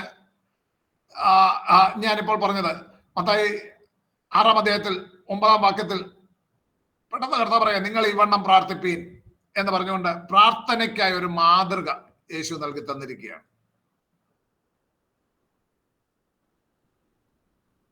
പ്രഭാഷണത്തിന്റെ ഇടയിലേക്ക് കടന്നു വരുന്ന വിഷയങ്ങളുടെ ആകസ്മികത്വം. 4, മത്തായി എഴുതിയപ്പോൾ ഒരു പ്രഭാഷണത്തിന്റെ ഭാഗമായി രേഖപ്പെടുത്തിയിരിക്കുന്ന പല വിഷയങ്ങളും ലൂക്കോസ് അത് രേഖപ്പെടുത്തുമ്പോൾ വ്യത്യസ്ത സന്ദർഭങ്ങളിലും വ്യത്യസ്ത പശ്ചാത്തലങ്ങളിലും സംഭവിച്ചതായി രേഖപ്പെടുത്തിയിരിക്കുന്നു. ഇതാണ് നമുക്ക് ഏറ്റവും ശക്തമായ തെളിവ്.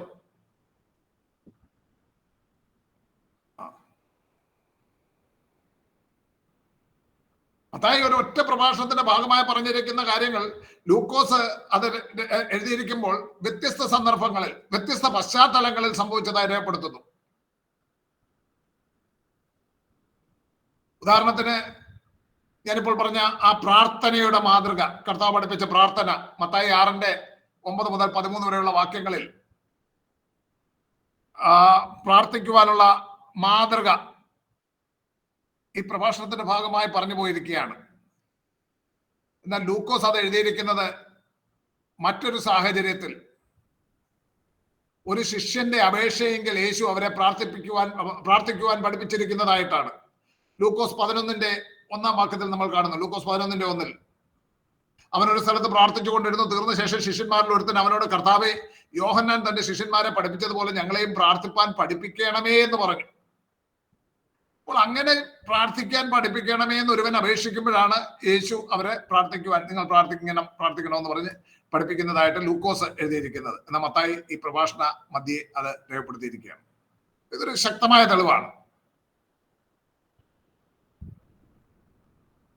അതുപോലെ നമുക്കറിയാം, ഗിരിപ്രഭാഷണത്തിൽ മത്തായി 7:13-14 വാക്യങ്ങളിൽ ഇടുക്കുവാതിലൂടെ അകത്ത് കടപ്പീൻ, നാശത്തിലേക്ക് പോകുന്ന വാതിൽ വീതിയുള്ളതും വഴി വിശാലവും, അതിൽ കൂടെ കടക്കുന്നവർ അനേകരുമാകുന്നു. ജീവങ്കിലേക്ക് പോകുന്ന വാതിൽ ഇടുക്കവും വഴി ഞെരുക്കവുമുള്ളത്, അത് കണ്ടെത്തുന്നവർ ചുരുക്കമത്രയെന്ന് മത്തായി ഗിരിപ്രഭാഷണത്തിൽ പറഞ്ഞിരിക്കുന്ന കാര്യം ലൂക്കോസിന്റെ സുവിശേഷത്തിൽ മറ്റൊരു ഭാഗത്തിലാണ്. 13-ാം അധ്യായം അതിന്റെ 23-24 വാക്യങ്ങളിൽ 13-23-24 വാക്യങ്ങളിൽ യേശുവിന്റെ ശിഷ്യന്മാരിൽ ഒരുത്തൻ യേശുവിനോട്, കർത്താവെ, രക്ഷിക്കപ്പെടുന്നവർ ചുരുക്കമോ എന്ന് ചോദിച്ചതിന് ഉത്തരമായിട്ട് കർത്താവ് പറയുകയാണ്, ഇടുക്കുവാതിലൂടെ കടക്കുവാൻ പോരാടുവീൻ, പലരും കടപ്പാൻ നോക്കും, കഴിയുകയില്ല താനും എന്ന് ഞാൻ നിങ്ങളോട് പറയുന്നു. നോക്കിയേ, ഒരു കാര്യം 2 വ്യത്യസ്തമായ സന്ദർഭങ്ങളിൽ രേഖപ്പെടുത്തിയിരിക്കുകയാണ്. ഇതെല്ലാം ശക്തമായി നമുക്ക് വെളിപ്പെടുത്തുന്നത് ഇതൊരു പ്രഭാഷണമല്ല, വിവിധ പ്രഭാഷണങ്ങൾ അതിന്റെ ഒരു സമാഹരണമാണ്, സംയോജനമാണ് മത്തായി 5 മുതൽ 7 വരെയുള്ള അധ്യായങ്ങളിൽ രേഖപ്പെടുത്തിയിരിക്കുന്നത്. വീണ്ടും ഒരു തെളിവ് കൂടെ, വിവിധ സന്ദർഭങ്ങളിൽ നൽകിയിട്ടുള്ള ഉപദേശങ്ങളെ വിഷയസംബന്ധിയായി സമാഹരിച്ച്, അതായത് ഒരേ വിഷയം സംബന്ധിച്ചുള്ള പ്രഭാഷണങ്ങൾ ഒന്നായി സമാഹരിച്ച് എഴുതുന്നത് മത്തായിയുടെ ഒരു രചനാശൈലിയായിരുന്നു. വിവിധ സന്ദർഭങ്ങളിൽ നൽകിയുള്ള ഉപദേശങ്ങളാകാം, എന്നാൽ ഒരു വിഷയ സംബന്ധിയായിട്ട് ഒരു വിഷയം പറഞ്ഞിരിക്കുന്നത് അത് ചേർത്തെഴുതുന്നത്. ഉദാഹരണത്തിന് ശിഷ്യത്വം സംബന്ധിച്ച്, ഡിസൈപ്പിൾഷിപ്പിനെ കുറിച്ച് മത്തായി 10:35 മുതൽ 42 വരെയുള്ള വാക്യങ്ങളിൽ ശിഷ്യത്വത്തെ കുറിച്ച് പറയുന്നു. ദൈവരാജ്യം എന്ന വിഷയം മത്തായി 13-ാം അധ്യായത്തിൽ, ദൈവരാജ്യം എന്ന വിഷയം. 18-ാം അധ്യായത്തിൽ ഏറ്റവും വലിയവനാർ എന്ന കാര്യം 18-ാം അധ്യായത്തിൽ പറഞ്ഞിരിക്കുന്നു. ഇനി 24-25 അധ്യായങ്ങളിൽ, അത് നമ്മൾ പ്രത്യേകം പഠിക്കുന്നതാണ് ഒലുമല പ്രഭാഷണമായി, അവിടെ എസ്കറ്റോളജി അഥവാ യുഗാന്ത്യം സംബന്ധിച്ച് കർത്താവിന്റെ പ്രഭാഷണങ്ങൾ സമാഹരിച്ച് മത്തായി പറഞ്ഞിരിക്കുകയാണ്. അപ്പം വിഷയസംബന്ധിയായി പ്രഭാഷണങ്ങൾ, ഉപദേശങ്ങളെ സമാഹരിച്ച് എഴുതുന്നത് മത്തായിയുടെ ഒരു ശൈലിയായിരുന്നുവെന്ന് ശ്രദ്ധിച്ച് പഠിക്കുമ്പോൾ നമുക്ക് കാണുവാൻ സാധിക്കും. അപ്പം ഈ തെളിവുകളുടെ എല്ലാം അടിസ്ഥാനത്തിൽ വിവിധ സന്ദർഭങ്ങളിൽ കർത്താവ് അരുളി ചെയ്തിട്ടുള്ള ഉപദേശങ്ങളുടെ സമാഹരണമാണ് മത്തായി എഴുതിയ സുവിശേഷം 5 മുതൽ 7 വരെ അധ്യായങ്ങളിൽ കാണുന്ന ഗിരിപ്രഭാഷണമെന്ന് അനുമാനിക്കുന്നു. ഇതിന്റെ പ്രഭാഷണ ശൈലി, ഗിരിപ്രഭാഷണത്തിന്റെ പ്രഭാഷണ ശൈലി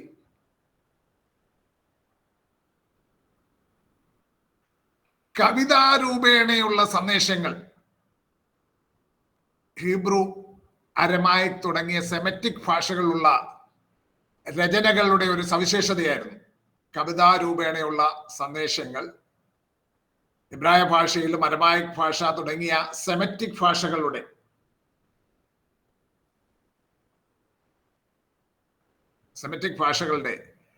രചനകളുടെ ഒരു സവിശേഷതയായിരുന്നു.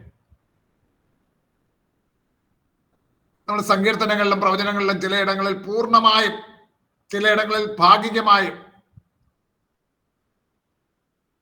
തിരുവെഴുത്തുകളിലും ആ ശൈലി അവലംബിച്ചിരിക്കുന്നതായി നമുക്ക് കാണുവാൻ കഴിയും.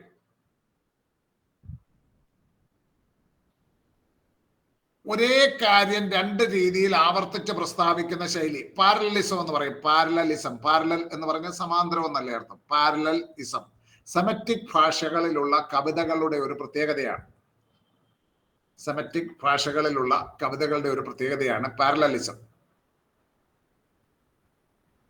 ഒരു ഉദാഹരണം പറഞ്ഞാൽ 19-ാം സങ്കീർത്തനത്തിന്റെ 1-2 വാക്യങ്ങൾ നമുക്ക് കാണാതറിയാവുന്ന വാക്യമാണ്. ആകാശം ദൈവത്തിന്റെ മഹത്വത്തെ വർണ്ണിക്കുന്നു, ആകാശവിധാനം അവന്റെ കൈവേലയെ പ്രസിദ്ധമാക്കുന്നു. പകലിന് വാക്ക് പൊഴിക്കുന്നു, രാത്രിക്ക് അറിവ് കൊടുക്കുന്നു.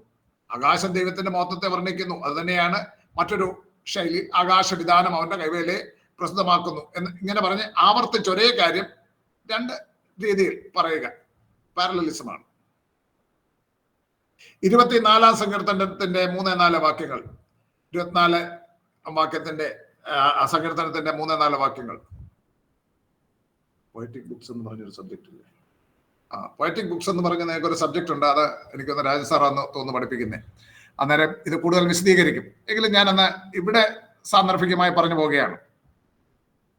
24-ാം സങ്കീർത്തനത്തിന്റെ 3-4 വാക്യങ്ങൾ പാരലലിസത്തിന്റെ ഒരു നല്ല എക്സാമ്പിൾ ആണ്. യഹോവയുടെ പർവ്വതത്തിൽ ആർ കയറും, അവന്റെ വിശുദ്ധ സ്ഥലത്ത് ആർ നിൽക്കും. യഹോവയുടെ പർവ്വതത്തിൽ ആർ കയറും എന്നുള്ള അതേ ചോദ്യം തന്നെയാണ് വീണ്ടും ചോദിച്ചിരിക്കുന്നത്. അവന്റെ വിശുദ്ധ സ്ഥലത്ത് ആർ നിൽക്കും, വേറൊരു ശൈലിയിൽ ചോദിക്കുക. എന്നിട്ട് അടുത്തത്, വെടിപ്പുള്ള കൈയും നിർമ്മല ഹൃദയവുമുള്ളവൻ. അതന്നെ ആവർത്തിക്കുക. വ്യാജത്തിന് മനസ്സ് വെക്കാതെയും കള്ളസത്യം ചെയ്യാതെ ഇരിക്കുന്നവൻ. പാരലലിസത്തിന്റെ മറ്റൊരു ഉദാഹരണമാണത്.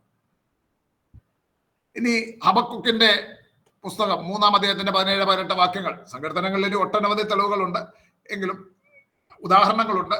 എങ്കിലും ഞാൻ അത് വിടുകയാണ്. ഹബക്കൂക്ക് 3:17-18 അത്തിവൃക്ഷം തളക്കുകയില്ല, മുന്തിരിവള്ളിയിൽ അനുഭവം ഉണ്ടാകുകയില്ല, ഒലുമരത്തിന്റെ പ്രയത്നം നിഷ്ഫലമായി പോകും. നിലങ്ങൾ ആഹാരം വിളയിക്കുകയില്ല, ആട്ടിൻകൂട്ടം തൊഴുത്തിൽ നിന്ന് നശിച്ചുപോകും, ഗോശാലകളിൽ കന്നുകാലി ഉണ്ടായിരിക്കില്ല. എങ്കിലും ഞാൻ യഹോവയിൽ ആനന്ദിക്കും, എന്റെ രക്ഷയുടെ ദൈവത്തിൽ ഘോഷിച്ചുല്ലസിക്കും. അവിടെയും എബ്രായ ഭാഷയുടെ പാരലലിസത്തിന്റെ ഉദാഹരണം നമുക്ക് കാണുവാൻ സാധിക്കുന്നു. പഴയ നിയമത്തിൽ കാണുന്ന ഈ ശൈലി ഗിരിപ്രഭാഷണം രേഖപ്പെടുത്തിയിരിക്കുന്നതിലും നമുക്ക് കാണുവാൻ കഴിയും. ഉദാഹരണത്തിന് മത്തായി 7:6 വാക്യം, മത്തായി 7:6 വാക്യം,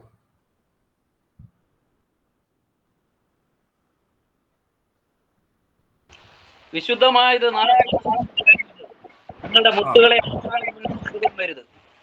നോക്കുക, ഒരേ കാര്യം തന്നെ ആവർത്തിച്ച് 2 വാചകങ്ങളിൽ കൂടെ പറഞ്ഞിരിക്കുക, 2 ഇതിൽ പറഞ്ഞിരിക്കുകയാണ്. പാരലലിസമാണ്. വിശുദ്ധമായത് നായ്ക്കൾക്ക് കൊടുക്കരുത്, നിങ്ങളുടെ മുത്തുകളെ പന്നികളുടെ മുൻപിൽ ഇടുകയും അരുത്. അപ്പം ഈ പ്രഭാഷണത്തിൽ സെമറ്റിക് കവിതകളുടെ ഒരു ഒരു ഒരു ഒരു സ്വാധീനം ഉണ്ട്, അല്ലെങ്കിൽ ഒരു ശൈലി ഉണ്ട് എന്നുള്ളത് നമ്മൾ ശ്രദ്ധിക്കണം. കർത്താവിന്റെ ആ പ്രാർത്ഥന നമ്മളെ പഠിപ്പിച്ചിരിക്കുന്നത് അത് തന്നെ നമ്മൾ ശ്രദ്ധിച്ചു നോക്കിയാൽ കാണാം. 2 സ്റ്റാൻസാസ് ഉള്ള ഒരു കവിത പോലെയാണ് അത് കാണപ്പെടുന്നത്.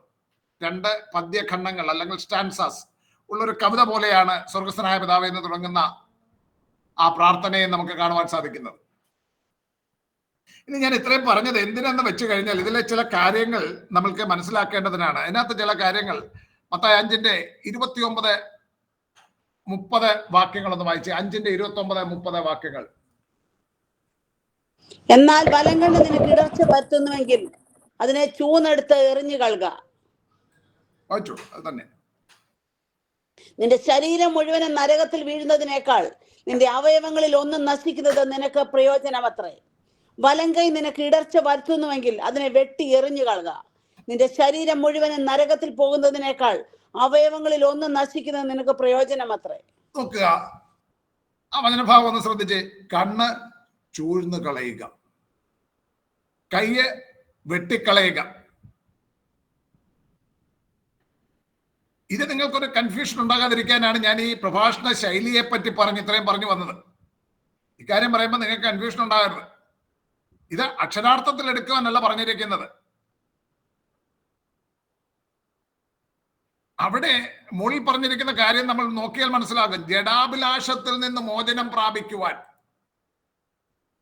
ഹൃദയതലത്തിൽ നടക്കേണ്ട പരിപൂർണമായ വർജനങ്ങളെ കുറിച്ച്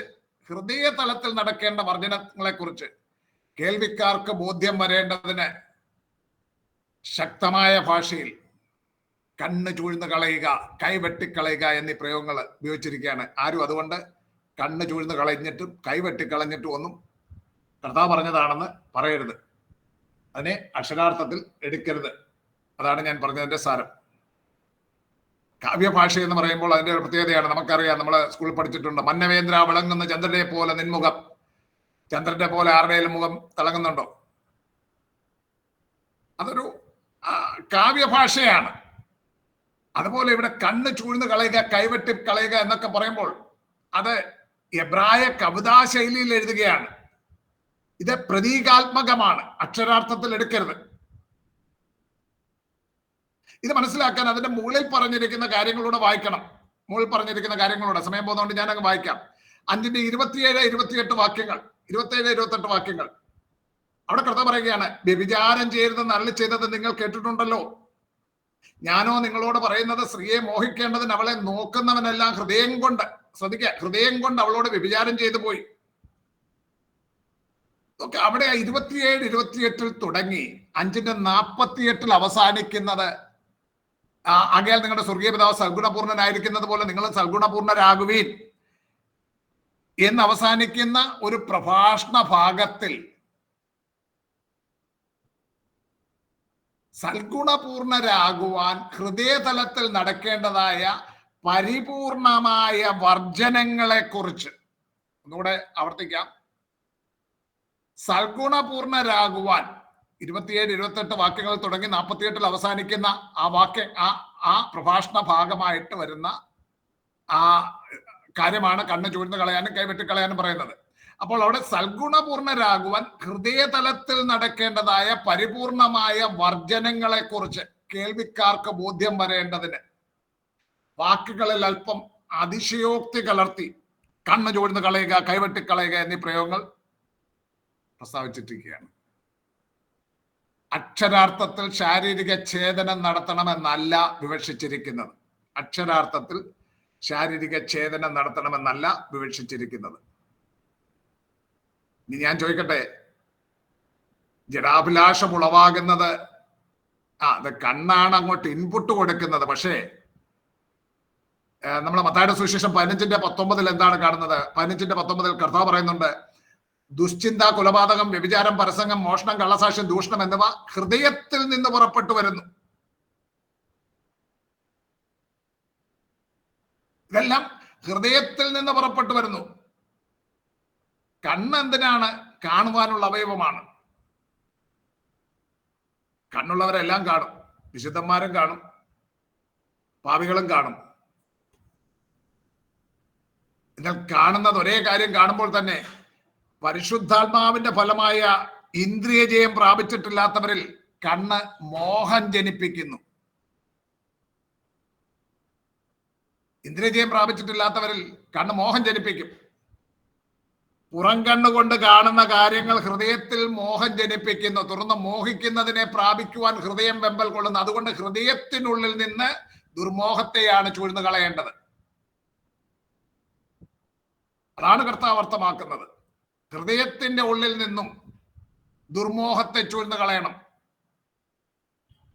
കൈ കാണിക്കുന്നത് എന്താണ്? പ്രവൃത്തിയെ കാണിക്കുന്നതാണ്. വെട്ടിക്കളയേണ്ടത് എന്താണ്? ഹൃദയത്തിൽ നിന്നും പാപം പ്രവർത്തിക്കുവാൻ പ്രേരിപ്പിക്കുന്ന തൃഷ്ണകളെയാണ് വെട്ടിക്കളയേണ്ടത്. നിങ്ങൾക്ക് അഭാഗം ക്ലിയർ ആയെന്ന് ഞാൻ ചിന്തിക്കുന്നു. ഒന്നുകൂടെ വ്യക്തമാകാൻ കൊലോസ്യർക്ക് എഴുതിയ ലേഖനം 3-ാം അധ്യായത്തിൽ അതിന്റെ 5-ാം വാക്യം ഒന്ന് വായിച്ചാണ്ട്. ആകയാൽ ദുർനടപ്പ്, അശുദ്ധി, അതിരാഗം, ദുർമോഹം, വിഗ്രഹാരാധനയായ അത്യാഗ്രഹം, ഇങ്ങനെ ഭൂമിയിലുള്ള നിങ്ങളുടെ അവയവങ്ങളെ മരിപ്പിപ്പീൻ. നോക്കുക, അവിടെ അവയവങ്ങളെ മരിപ്പിപ്പാൻ പറഞ്ഞിരിക്കുന്നത്. ദുർനടപ്പ്, അശുദ്ധി, അത്യാഗ്രഹം, ഇങ്ങനെ ഭൂമിയിലുള്ള നിങ്ങളുടെ ഇതെല്ലാം വിഗ്രഹാരാധന, അത്യാഗ്രഹം, ഇങ്ങനെ ഭൂമിയിലുള്ള നിങ്ങളുടെ അവയവങ്ങളെ മരിപ്പിപ്പീൻ. ദൈവത്തിന്റെ വചനം നമ്മോട് പറയുന്ന ആലോചന അതാണ്. അപ്പം കണ്ണ് ചൂഴ്ന്നു കളയുക എന്ന് പറയുമ്പോൾ ഹൃദയതലത്തിൽ നിന്നുള്ള ദുർമോഹത്തെ ചൂഴ്ന്നു കളയണം. കൈവെട്ടിക്കളയുക എന്ന് പറയുന്നത് കൊണ്ട് അർത്ഥമാകുന്നത് പാപം പ്രവർത്തിപ്പിക്കുവാൻ പ്രേരിപ്പിക്കുന്ന തൃഷ്ണകളെ, അവയെയാണ് നീക്കിക്കളയേണ്ടത്. നിങ്ങൾക്ക് ഇതിന് സപ്പോർട്ടിംഗ് ആയിട്ട് 2-3 വാക്യങ്ങളോടെ ഞാൻ പറയാം. സമയം കഴിഞ്ഞത് കൊണ്ട് ഞാൻ ആ വിഷയം നിർത്തുകയാണ്. അല്ലെങ്കിൽ 1-2 വാക്യങ്ങൾ വായിച്ചു കൊള്ളുക. റോമർ 6:13 പൗലോസ് പറഞ്ഞിരിക്കുന്നു, നിങ്ങളുടെ അവയവങ്ങളെ ചിലതിനെയൊക്കെ മരിപ്പിപ്പാനെന്നും ഒക്കെ പറയുന്നുണ്ടല്ലോ. 6:13 നിങ്ങളുടെ അവയവങ്ങളെ അനീതിയുടെ ആയുധങ്ങളായി പാപത്തിന് സമർപ്പിക്കുകയും അരുത്. നിങ്ങളെ തന്നെ മരിച്ചിട്ട് ജീവിക്കുന്നവരായും നിങ്ങളുടെ അവയവങ്ങളെ നീതിയുടെ ആയുധങ്ങളായും ദൈവത്തിന് സമർപ്പിച്ചു കൊള്ളുവീൻ. നിങ്ങൾ ന്യായപ്രമാണത്തിനല്ല. മതി. അപ്പൊ നിങ്ങളുടെ അവയവങ്ങളെ സമർപ്പിച്ചു കൊള്ളുക എന്ന് പറയുമ്പോൾ നമ്മുടെ കൈ അങ്ങോട്ട് കൊണ്ടുവന്ന് വെച്ചു കൊടുക്കുകയും കണ്ണ് കൊണ്ട് വെച്ചു കൊടുക്കുകയല്ല ചെയ്യുന്നത്. എന്താണ്? നമ്മുടെ ഹൃദയ തലത്തിലുള്ള സമർപ്പണമാണ് അവിടെ മീൻ ചെയ്യുന്നത്. ഞാൻ പറയുന്നത് ക്ലിയർ ആയെന്ന് വിശ്വസിക്കുന്നു. ഹൃദയതലത്തിൽ എന്റെ അവയവം 6:13 എന്റെ അവയവങ്ങൾ അതിന് അനീതിയുടെ ആയുധങ്ങളായി പാപത്തിന് സമർപ്പിക്കരുത്. ലോകക്കാർ ചെയ്യുന്നതെല്ലാം നമുക്ക് ചെയ്യാൻ കൈക്ക് നല്ല ബലമൊക്കെ കാണും. പക്ഷെ ലോകക്കാരൻ പ്രവർത്തിക്കുന്നതെല്ലാം നമ്മൾക്ക് ചെയ്യാൻ പറ്റില്ല. വായിക്ക് നല്ല സംസാരിക്കാൻ കഴിവൊക്കെ കാണും. പക്ഷെ ലോകക്കാരന്റെ ഭാഷയിൽ നമുക്ക് സംസാരിക്കാൻ പറ്റില്ല. കാരണം നമ്മുടെ അവയവങ്ങളെ നീതിയുടെ ആയുധങ്ങളായി ദൈവത്തിന് സമർപ്പിച്ചിരിക്കുക. ആശയം ക്ലിയർ ആകുന്നു എന്ന് ചിന്തിക്കുന്നു. റോമർ 12:1 അതല്ലേ സാറേ? അത് തന്നെ. അത് അടുത്ത ഞാൻ പറയാൻ പറ്റുന്ന റോമർ 12:1-2 വാക്യങ്ങളും അത് തന്നെയാണ് പറയുന്നത്. അതുപോലെ തന്നെ 13:14 റോമർ 13:14 അത് തന്നെയാണ് പറയുന്നത്. കൊലോസർ 3:5 അതന്നെയാണ് പറയുന്നത്. റോമർ 6:13, 12:1-2, 13:14, കൊലോസർ 3:5 ഇവിടെയൊക്കെയും പറഞ്ഞിരിക്കുന്നത് ഹൃദയ തലത്തിലുള്ള ഒരു സമർപ്പണത്തെയാണ്. അപ്പോൾ ഈ ലേഖനത്തിന്റെ പ്രഭാഷണ ശൈലിയിൽ, കാവ്യ ഭാഷയിൽ, സെമറ്റിക് ഭാഷയിലുള്ള കവിതകളുടെ ശൈലിയിൽ ചില കാര്യങ്ങൾ ഊന്നൽ കൊടുത്ത് പറയുമ്പോൾ കണ്ണ് ചൂഴ്ന്ന് കളയുക, കൈവെട്ടിക്കളയുക എന്നൊക്കെ പറഞ്ഞിരിക്കുന്നത് അത് നിങ്ങൾക്ക് വ്യക്തത വന്ന് കാണും എന്ന് ഞാൻ ചിന്തിക്കുകയാണ്. ദൈവവചനം ജാതികൾ ചെയ്യുന്നത് പോലെ സ്വന്തം ശരീരത്തെ പീഡിപ്പിക്കുവാൻ എവിടെയും നമ്മോട് പറയുന്നില്ല.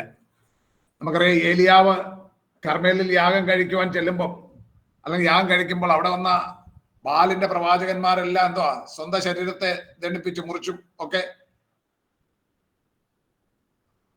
ആ ജാതീയ ദേവനെ പ്രസാദിപ്പിക്കുവാൻ പരിശ്രമിച്ചു. ഇന്ന് നാം ജീവിക്കുന്ന ഈ രാജ്യത്ത് നമുക്കറിയാം, പല വിധത്തിലുള്ള ശാരീരിക ഛേദങ്ങൾ വരുത്തിക്കൊണ്ടും മുറിവേൽപ്പിച്ചുകൊണ്ടും കുളത്തിൽ തൂക്കിക്കൊണ്ടും കുത്തിയിറക്കിക്കൊണ്ടും ഒക്കെ സ്വയം പീഡിപ്പിച്ചുകൊണ്ട് ദേവപ്രീതിക്കായിട്ട് ശ്രമിക്കുന്ന ജാതികളുടെ ആരാധനാക്രമം നമുക്ക് കാണുവാൻ സാധിക്കും. എന്നാൽ ദൈവവചനം അങ്ങനെയുള്ളതിനെ ഒന്നും പ്രോത്സാഹിപ്പിക്കുന്നില്ല എന്നല്ല, കണ്ടം ചെയ്യുകയാണ്. അതുകൊണ്ട് കർത്താവിന്റെ ഈ വാക്കുകളെ ഹൃദയതലത്തിലുള്ള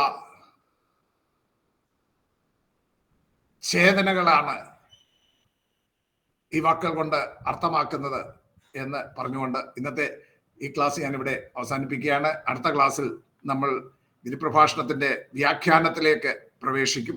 കർത്താവ് അനുവദിക്കുന്ന വർഷം ഗിരിപ്രഭാഷണത്തിന്റെ വ്യാഖ്യാനം അത് നമ്മൾ പഠിക്കും. ദൈവം എല്ലാവരെയും അനുഗ്രഹിക്കട്ടെ. ബഹുമാനം വായിച്ച സിസ്റ്റർ എലിസബത്ത് തോമസ് പ്രാർത്ഥിച്ച് ഇന്നത്തെ ക്ലാസ് കൺക്ലൂഡ് ചെയ്യാം.